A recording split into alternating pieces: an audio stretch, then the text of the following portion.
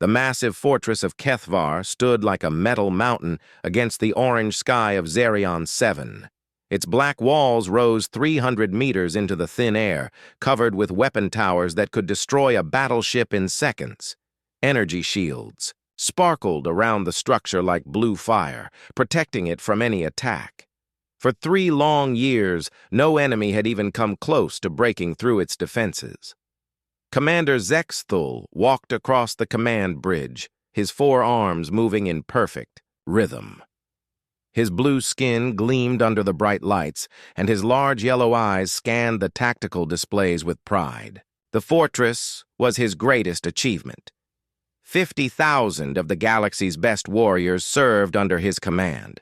The most advanced weapons in known space filled his armories. The research labs deep inside the fortress worked on projects that could change the course of the war. "Sir," called Technical Officer Vashara from her station. Her voice carried the clicking sounds that all Kethvar made when they spoke. "The morning patrol reports are complete, all sectors secure, no enemy activity detected." Zexthul nodded, his massive head. The humans and their allies had tried to attack his fortress 12 times in the past year. 12 times they had failed. Their ships burned in space while his defenders celebrated another victory. The humans were brave. He would give them that much. But bravery meant nothing against superior technology and training. "What news from the outer sensor grid?" Zexthul asked. "All quiet, Commander. The human fleet pulled back to the Arcturus system after their last failed assault. Our spies report they are regrouping, but it will take them months to prepare another attack force." Zexthul allowed himself a small smile. "Let the humans plan and prepare. Let them bring their biggest ships and most powerful weapons." The fortress had never fallen, and it never would. The scientists working in the lower levels were close to completing a weapon that would end this war forever. Soon, the galaxy would bow before the might of the Kethvar Empire. A soft alarm chimed from the sensor station. Vashra's head snapped up, her large eyes focusing on the displays. "Commander, we have a contact on the outer grid. Small vessel, approaching from the asteroid field." Zexthul moved to the main display screen. A tiny dot appeared on the tactical map, moving slowly toward the fortress. The ship was barely larger than a fighter craft. "Classification?" he asked. Vashara worked her controls, scanning the approaching vessel. "Human design, sir. Looks like a reconnaissance craft. Wait!" She paused, studying the readings more carefully. "Sir, the vessel appears damaged. I'm reading plasma leaks and power, fluctuations. They're transmitting a distress signal." Zexthul laughed, a deep rumbling sound. "A reconnaissance mission gone wrong. How typical of human overconfidence." The main screen switched to visual mode, showing the small human ship, limping through space. Dark smoke poured from its engines, and sparks flew from damaged sections of its hull. It looked like it might explode at any moment. "Sir, the vessel has entered our outer defense zone. Should we destroy it?"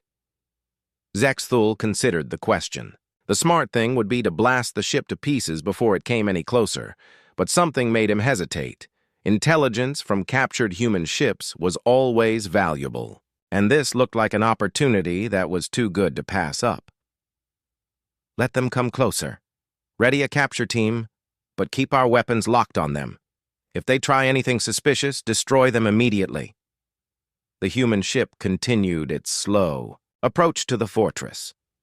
Through the tactical scanners, Zexthul could see 6 heat signatures inside the vessel. 6 humans, probably scared and desperate after their mission had failed. They would make excellent prisoners for questioning. "Commander," Vashara reported, "the human ship has landed in the southern canyon, approximately 2 kilometers from our outer perimeter.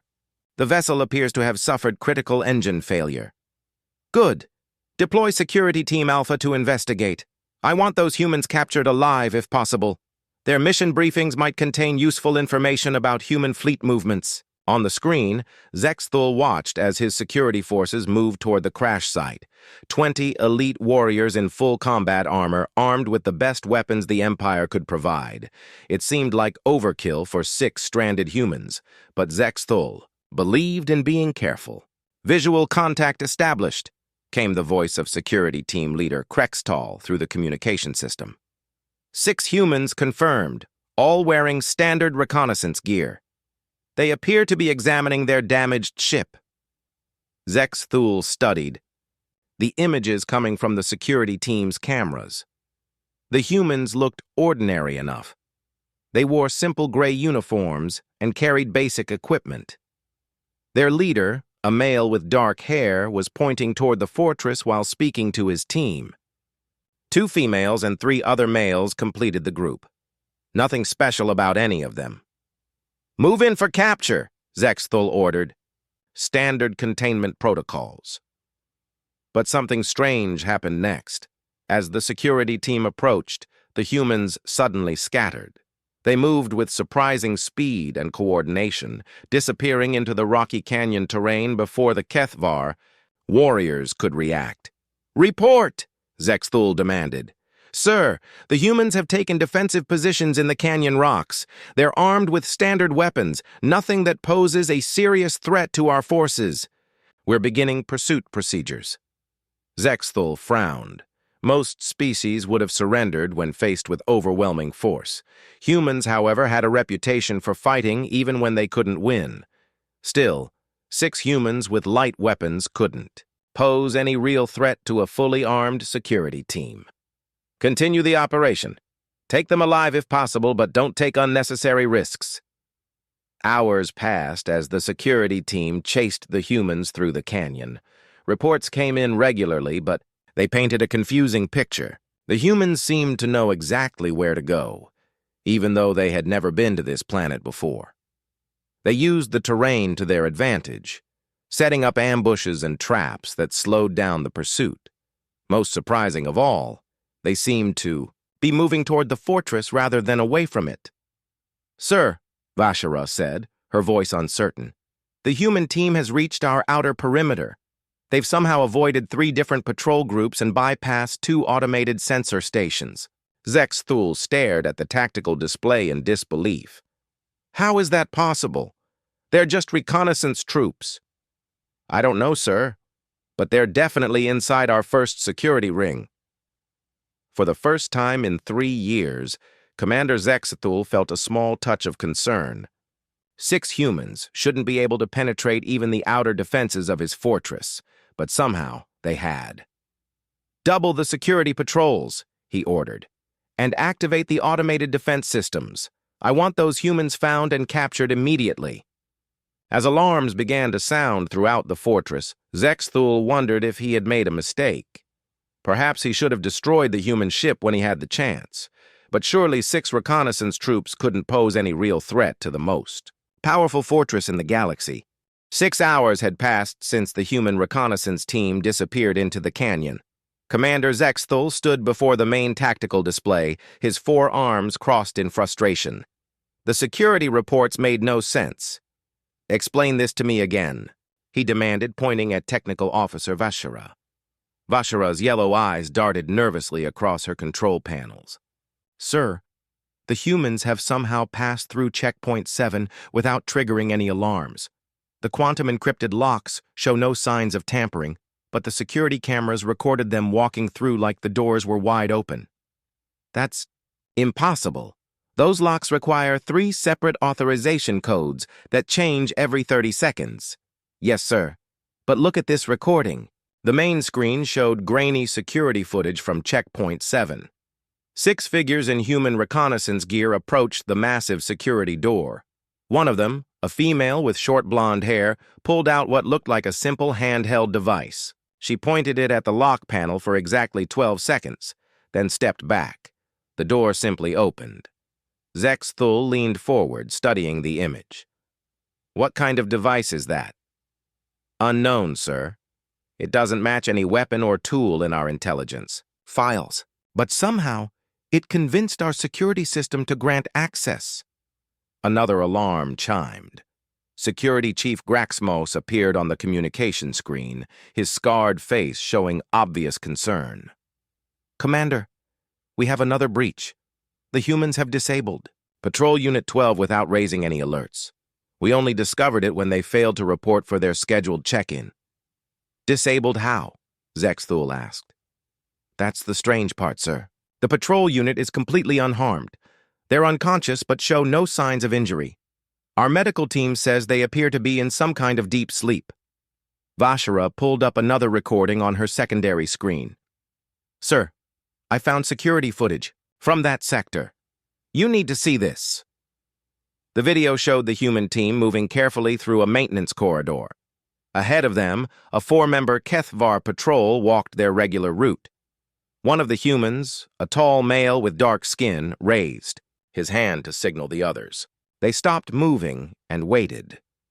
The human reached into his pack and pulled out a small device that looked like it was built from spare parts. He pointed it toward the patrol and pressed a button. Immediately, all 4 HFY warriors stumbled and fell to the ground, apparently asleep. "What kind of weapon can do that without causing harm?" Zexthul wondered aloud. "Sir," came another voice from the communication system. It was Lieutenant Vex Kara from the Eastern Security Station. "The humans have somehow bypassed the gravitic barrier in Section C. The barrier is still active, but they walked right through it." Zexthul's patience finally broke. "That's physically impossible. A gravitic barrier creates a solid wall of compressed space-time. Nothing can pass through it except by disabling the entire system." "I know, sir, but I'm watching them do it right now." The main screen switched to show live footage from Section C. The gravitic barrier shimmered in the air like liquid glass, its deadly energy field clearly visible. As they watched, the 6 humans approached the barrier without hesitation. The same blonde female who had opened the security door earlier stepped forward with another improvised device. This one looked like a combination of human technology and HFY components. She held it near the barrier and made several adjustments. Suddenly, a small section of the barrier flickered and created a hole just large enough for a person to step through. One by one, the humans walked through the opening. As soon as the last one passed, the barrier returned to full strength. "How did they do that?" Vashara whispered. Zexthul studied the recording again and again. "Replay that section. Show me exactly what the female did." The video played in slow motion. The human engineer worked with quick, confident movements. She connected several components together, creating what looked like a resonance generator. But the design was unlike anything in their technical databases. "Sir?" Vashara said, her voice filled with disbelief. "I think she built a quantum resonance detector from spare parts. But that should take weeks of careful engineering in a proper laboratory. And yet she did it in minutes with salvaged equipment," Zexthul observed grimly. More reports flooded in over the next 2 hours. The humans had somehow convinced the automated guard creatures in Sector 5 to ignore them completely. Security cameras showed one of the male humans actually petting a mechanical hunter drone like it was a friendly animal. The drone, programmed to attack any unauthorized personnel, simply followed him around like a loyal pet. In Sector 8, the humans had discovered and used maintenance tunnels that weren't even marked on the fortress's official blueprints. They moved through the fortress like they had studied its design for years, taking shortcuts that even veteran defenders didn't know existed. "Sir," Security Chief Graxmos reported, "I've deployed additional security teams to intercept them, but they seem to predict our movements. Every time we set up an ambush, they take a different route. It's like they can read our tactical plans." Zexthul began pacing across the command bridge. His fortress, the pride of the HFY Empire, was being infiltrated by 6 reconnaissance troops. Not elite special forces, not cybernetic super soldiers. Just 6 ordinary humans with basic equipment. "What's their current position?" he demanded. Vashara checked her displays. "They've reached the middle defensive ring, sir. They're approximately 2 kilometers from the central core. Impossible. It took my best engineers 3 months to map safe routes through the middle ring. How are they navigating it so quickly? The answer came in the form of another security recording. The humans had encountered a section where the floor was covered with pressure-sensitive mines. Instead of retreating, they had somehow figured out the exact pattern of safe zones. They moved across the dangerous area in single file, stepping only on specific floor panels. But the most disturbing part was how they had discovered the safe path. The team leader, the male with dark hair, had taken a small piece of debris and thrown it onto different floor panels, listening carefully to the sounds it made. Somehow he could tell which panels were safe just by the way they sounded when struck. "That's not possible," Zexthul muttered. "The mine detection pattern was created using quantum random number generators. There's no way to predict it." "Sir," Vashira said quietly, "I don't think they're predicting it. I think they're figuring it out as they go." Another alarm sounded. This time it was the proximity alert for the inner defensive systems. "Commander," came the voice of Inner Defense Coordinator Tralkson, "the humans have somehow disabled 3 automated turret systems without triggering any of their self-defense protocols. The turrets are completely intact, but they won't respond to targeting commands." Zexthul rushed to the defense control station. On the screen, he could see the massive weapon turrets that protected the inner sections of the fortress. Each one was armed with plasma cannons, powerful enough to destroy a tank. But instead of tracking and firing at the human intruders, they sat motionless. "How did they disable them?" Zexthul asked. "We're not sure, sir. There's no sign of physical damage or electronic interference. It's like the turrets have been convinced to simply ignore the humans." Through the security cameras, Zexthul watched the human team move past the disabled weapons. They worked together with perfect coordination, each member knowing exactly what to do without spoken commands. One human would disable a security system, while another kept watch. A third would check for additional threats while the others prepared for the next obstacle. They moved like a machine, but also like a family. They trusted each other completely, and that trust made them incredibly effective. "Sir," Vashra said, her voice filled with growing alarm, "at their current rate of progress, they'll reach the central core within the next 4 hours." Zexthul stared at the tactical display showing the humans' steady advance through his fortress. 6 reconnaissance troops were doing what entire armies had failed to accomplish. They weren't just surviving his defenses, they were making them look useless. For the first time in his military career, Commander Zexthul began to wonder if he had seriously underestimated his enemy.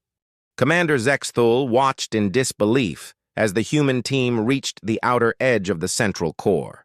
This section of the fortress was supposed to be impossible to reach without proper authorization codes and escort protocols. Even his own engineers needed special permission to enter these areas.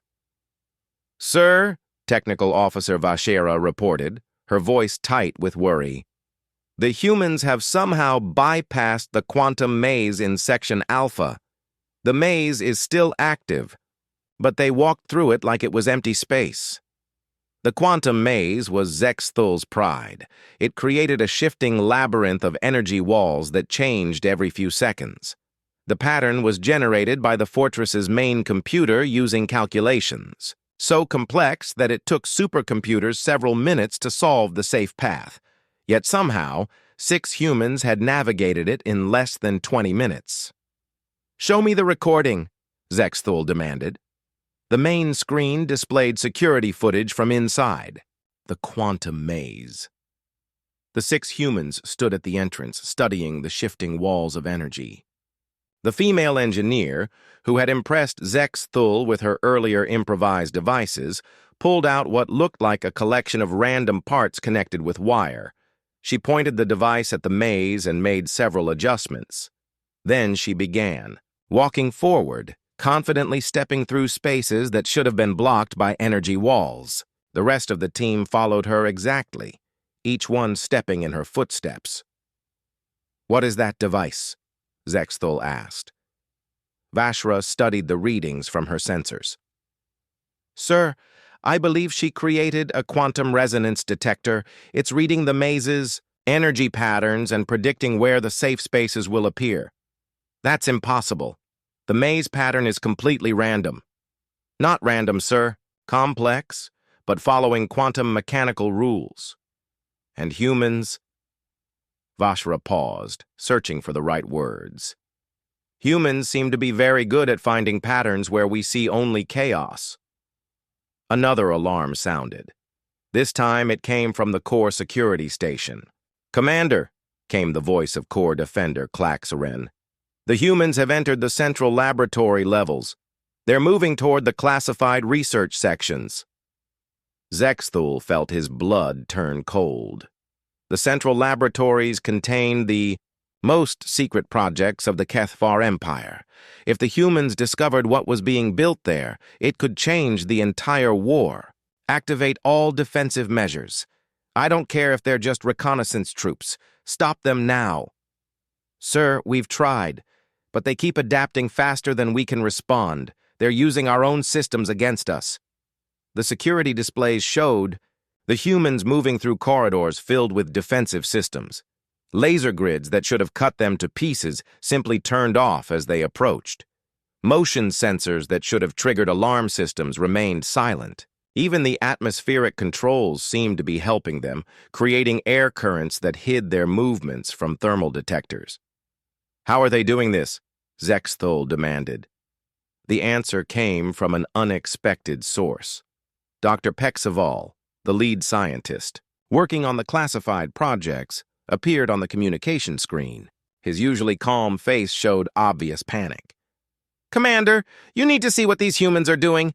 They're not just moving through our defenses, they're studying them, learning from them, and they're building something. The main screen switched to show the humans in one of the laboratory chambers. They had spread out across the room, each one working on different tasks. The female engineer was connecting cables between various pieces of equipment.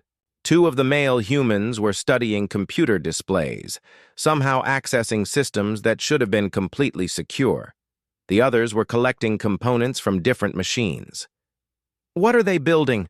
Zexthul asked. I'm not sure. Sir, but they're using parts from our most advanced systems. Quantum processors, neural interface modules, consciousness transfer equipment. Zexthul's eyes widened. The consciousness transfer project was the most secret research in the entire fortress. It was designed to override the neural patterns of enemy soldiers, turning them into mindless servants of the HFY Empire. If the humans discovered its existence, Dr. Pexval, secure all research data immediately. Destroy everything if necessary. Sir, I've tried, but the humans have somehow gained access to our computer networks. They're copying files faster than I can delete them. On the screen, one of the human males worked at a computer terminal with incredible speed. His fingers moved across the alien interface like he had been using HFY technology his entire life.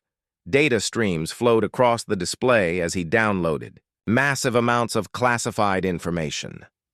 That's impossible, Vashra whispered. It takes our own technicians months to learn those systems. But even more disturbing was what the humans were discovering. The security cameras showed their team leader, the male with dark hair, studying the consciousness transfer prototype. His face showed anger and disgust as he realized what the device was designed to do. The human spoke to his team in their own language, pointing at the machine. Even without understanding the words, Zexthul could see the determination in their movements. They weren't just gathering intelligence anymore. They had found something that made them angry, and they were going to do something about it. Sir, Dr. Pexaval reported, they're dismantling the consciousness transfer device, but they're not destroying it randomly. They know exactly which components to remove to make it completely useless. Zexthul watched in horror as the humans systematically took apart years of research and development. They worked with the precision of experts, but also with the efficiency of a team that had trained together for years. How do they know our technology so well? He wondered aloud. The answer came from the female engineer. She had connected her improvised device to the consciousness transfer machine and was studying its neural interface patterns. Suddenly, she pulled back with obvious shock and spoke quickly to her team leader. The human team leader's expression grew even more grim. He made a series of hand signals, and the entire team began working faster. They weren't just disabling the consciousness transfer device anymore. They were preparing to destroy the entire laboratory. "Emergency lockdown!" Zexthul shouted. "Seal all sections immediately!" Blast doors began closing throughout the central core. Emergency barriers activated, and security systems switched to maximum alert status. The fortress's artificial intelligence began hunting for the human intruders with every sensor at its disposal. But somehow, the humans had anticipated this response. As blast doors closed, they were already moving to alternate routes. As security systems activated, they had countermeasures ready. They moved through the lockdown procedures like they had studied them in advance. "Sir," Vashara reported with obvious confusion, "the humans are following emergency evacuation routes that aren't supposed to exist. They're using passages that were sealed decades ago." "How is that possible?" "I don't know, sir, but they're not just reacting to our lockdown. They're using it to their advantage."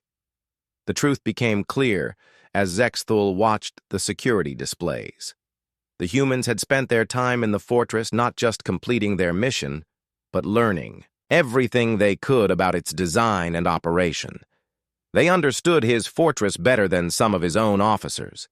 In the central laboratory, small explosions began destroying critical research equipment. The humans had somehow created improvised charges from laboratory chemicals and electronic components. Each explosion was carefully controlled, destroying specific systems while leaving others intact. "They're not destroying everything," Dr. Pexaval observed. "They're only targeting the consciousness transfer research and related projects. They're leaving other research untouched." Zexthul realized with growing horror that the humans understood exactly what they had found. They knew which projects were designed to harm other species and which were purely defensive. They were making moral judgments about Kethvar research and acting on those judgments. "Sir," Security Chief Graxmos reported, "I'm deploying my personal guard unit to stop them. These are my best warriors equipped with our most advanced weapons." "Do it," Zexthul ordered. "Whatever it takes." But even as he gave the command, Zexthul felt a growing certainty that his elite guards would fail just like all the other defenses. 6 human reconnaissance troops had done the impossible. They had penetrated his fortress, discovered his most secret research, and were systematically destroying years of work. And they were still just getting started. "Sir," Vashra said quietly, "I'm beginning to understand why the humans have never been conquered." Zexthul nodded grimly. For the first time in his life, he was truly afraid of what 6 ordinary humans could accomplish when they set their minds to it. The blast doors of the central core rang with the sound of armored boots. Commander Zexthul's personal guard moved through the corridors like a force of nature. These were the finest warriors in the Kethvar Empire, each one a veteran of 100 battles. Their advanced armor could stop plasma fire, and their weapons could cut through steel like paper. "Guardian Prime Vokhtar reporting," came the voice through the communication system. His tone was calm and confident. "We have entered the core section. Beginning search for the human intruders." Zexthul watched the tactical display as 20 elite guards spread through the central laboratories. Each warrior moved with perfect precision, their thermal scanners and motion detectors sweeping every corner.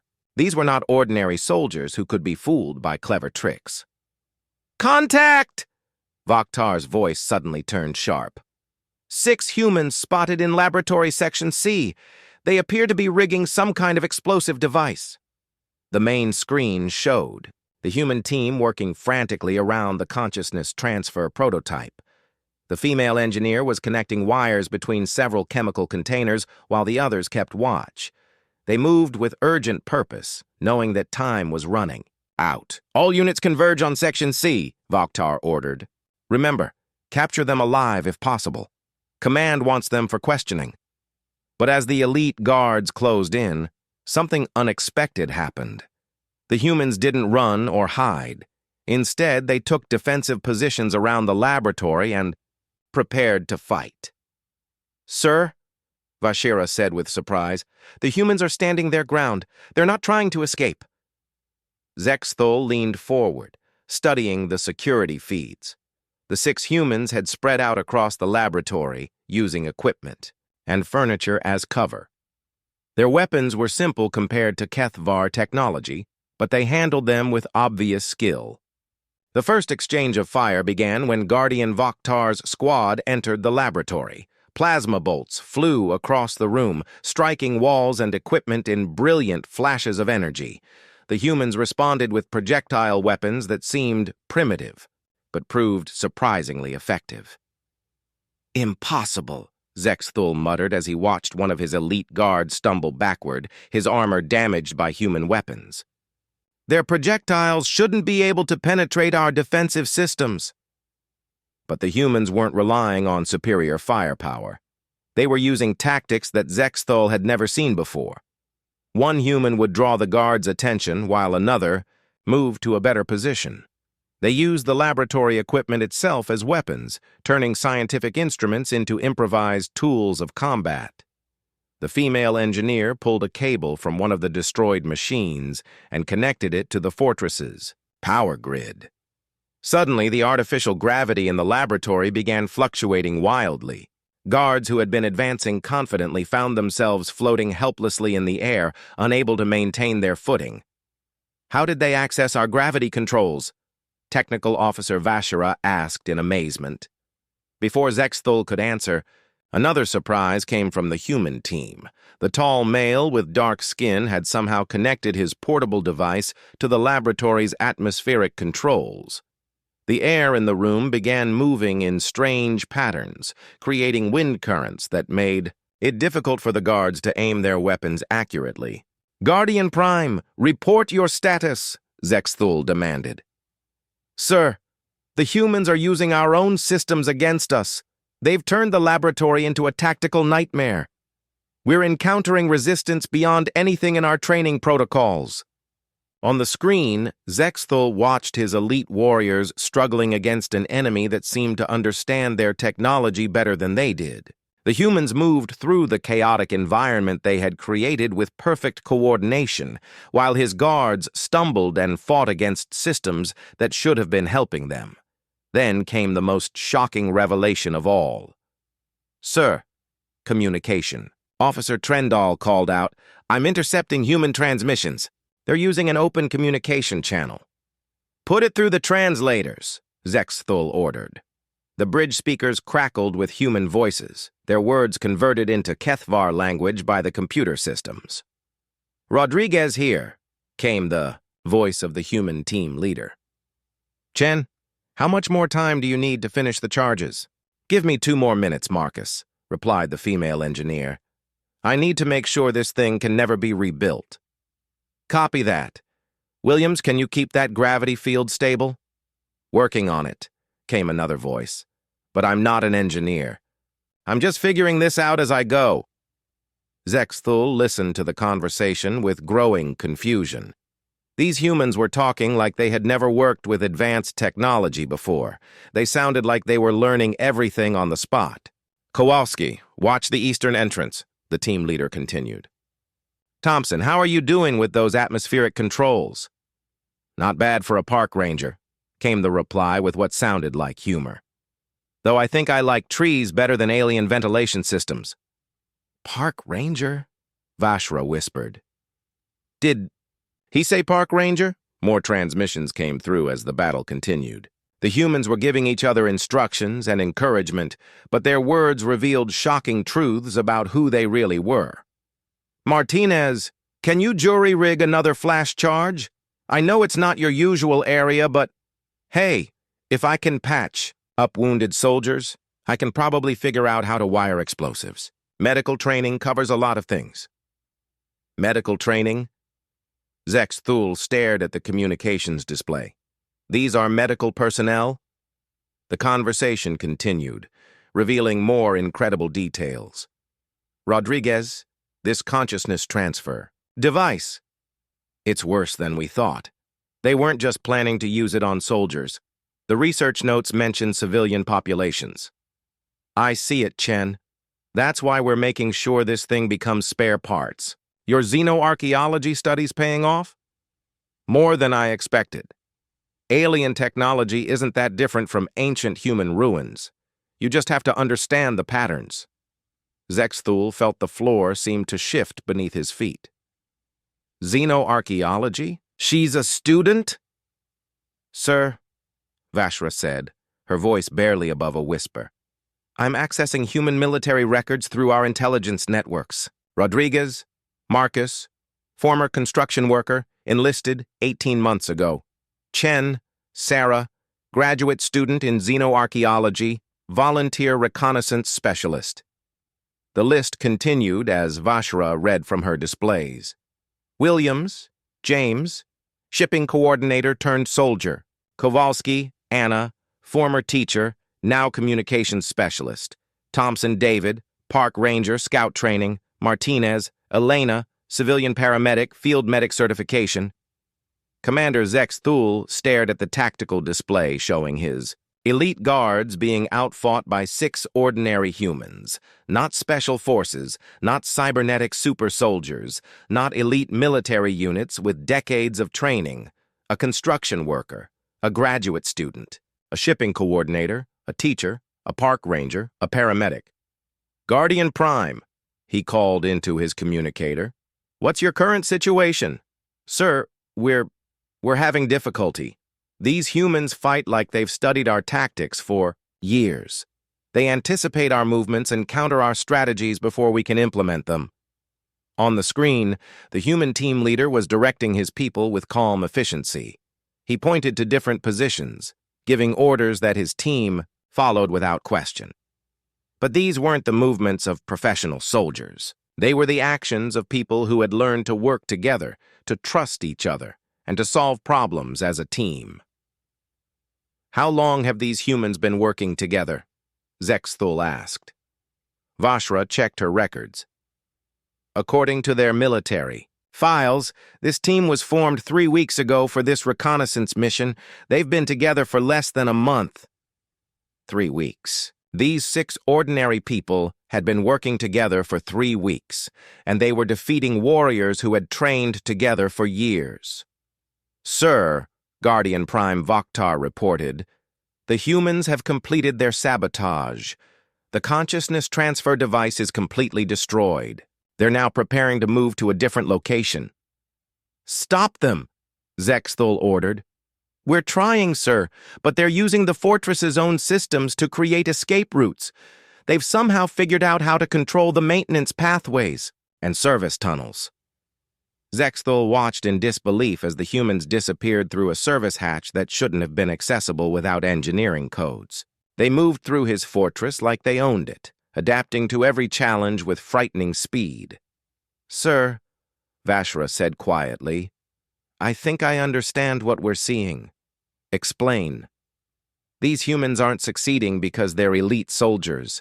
They're succeeding because they're exactly what they appear to be, ordinary people with different skills and backgrounds.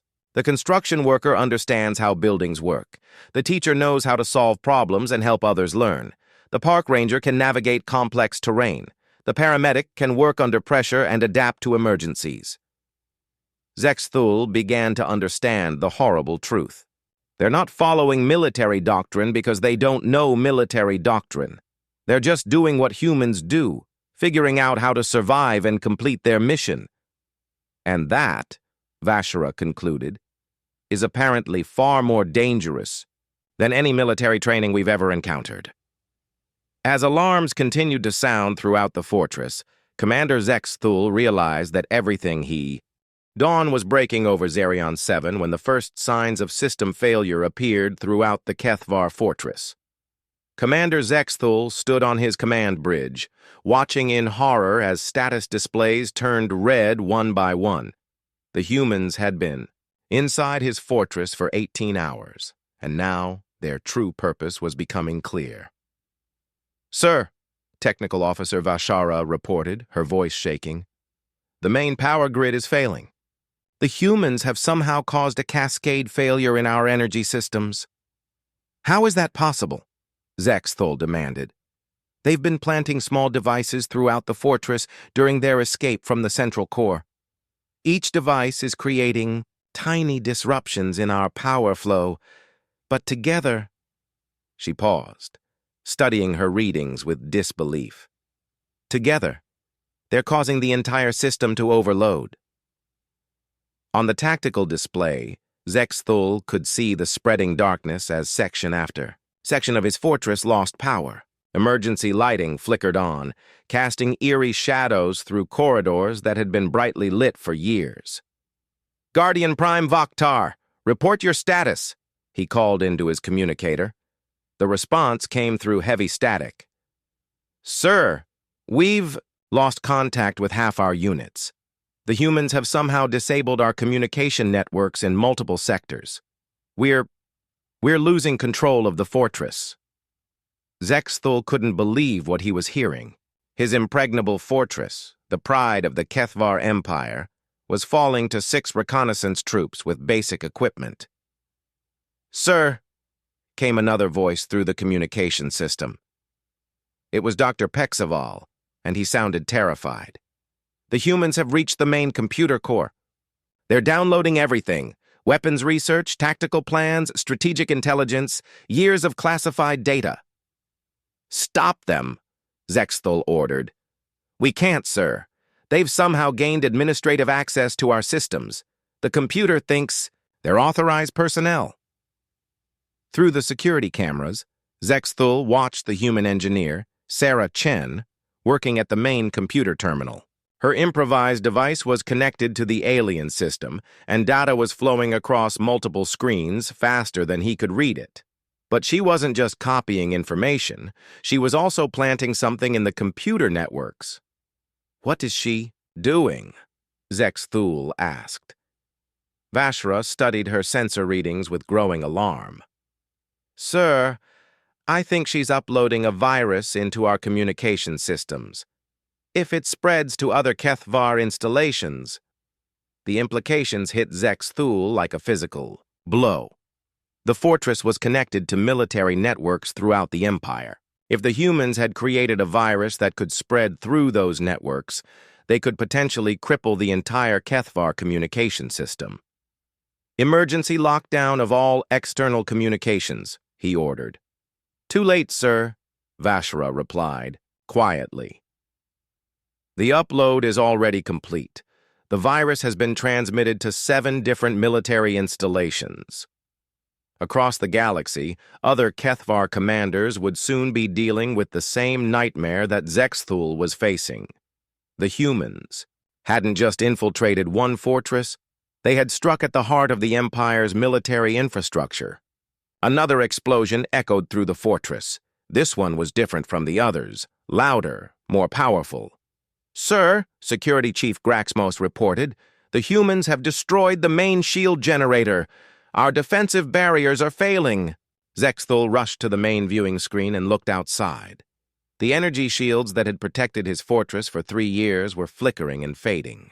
Without those shields, the fortress was vulnerable to attack from orbit. "Contact the fleet," he ordered. "Tell them to prepare for immediate evacuation." But even as he gave the command, Zexthul knew it was too late. The humans had timed everything perfectly. As the shields failed, new contacts appeared on the long-range sensors. "Sir," Vashra announced, "human ships are approaching. Multiple vessels, including what appears to be a rescue craft."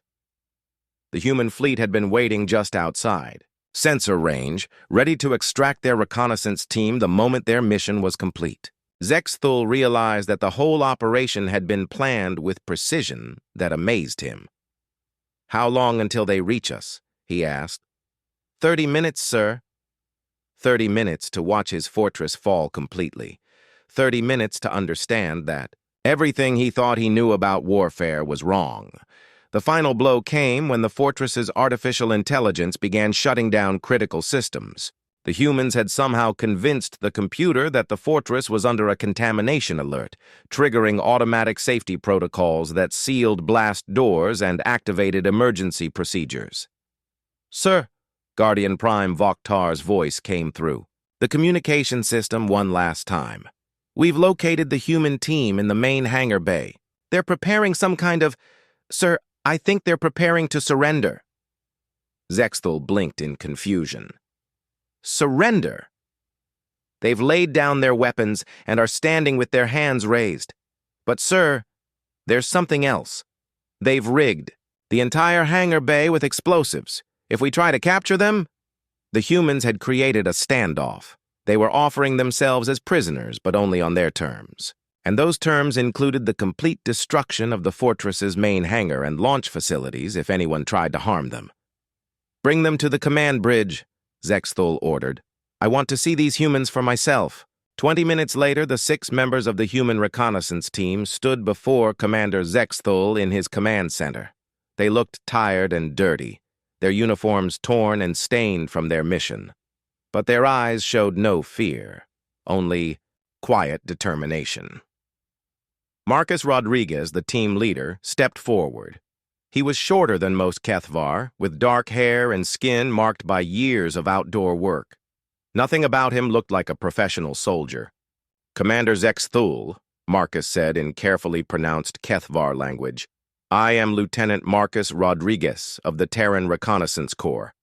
My team and I surrender ourselves as prisoners of war." Zexthul stared at the human who had brought down his fortress. "You destroyed 3 years of research. You crippled my computer networks. You turned my own systems against me." "How?" Marcus exchanged glances with his team members before answering. "We did what humans always do, Commander. We figured out how to solve the problem in front of us." "This is impossible," Zexthul said, his voice filled with frustration. "You are just reconnaissance troops. 6 individuals against an entire fortress." Sarah Chen stepped forward, her blonde hair pulled back and her face smudged with dust from the computer core. "That's where you made your mistake, Commander. You saw 6 reconnaissance troops, but we saw something different." "What did you see?" Zexthul asked.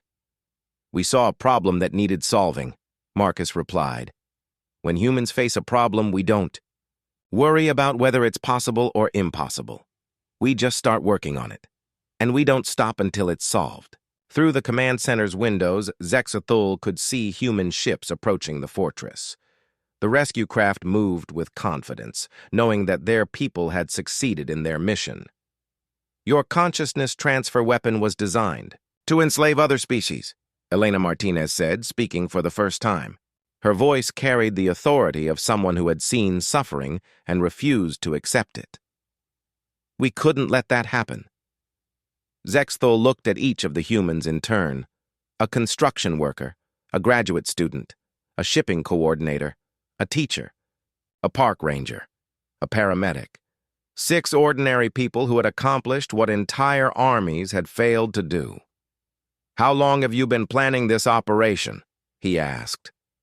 3 weeks, Marcus replied honestly.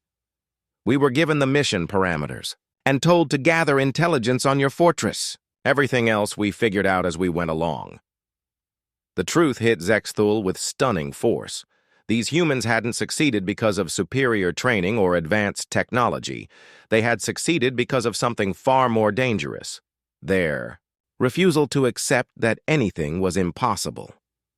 As human soldiers entered the command center to secure the area, Marcus Rodriguez looked directly at Commander Zexthul.